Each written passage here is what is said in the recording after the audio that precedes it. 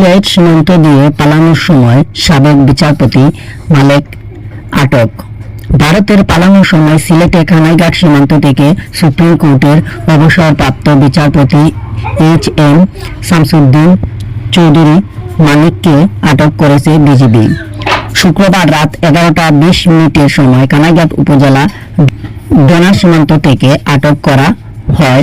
BGB জনসংযোগ কর্মকর্তা শফিকুল ইসলাম আটক করেছেন বিষয়টি নিশ্চিত করেছেন।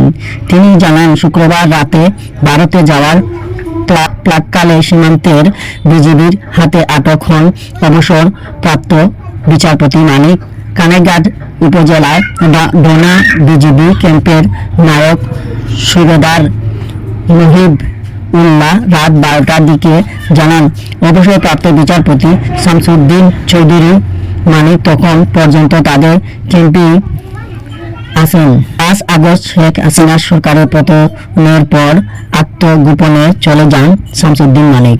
বিএনপি প্রতিষ্ঠাতা জিয়াউর রহমানের কে নিয়ে আপত্তিকর মন্তব্য করার অভিযোগে শামসুদ্দিন চৌধুরী মানিকের বিরুদ্ধে একটি মামলা হয় গত বৃহস্পতিবার।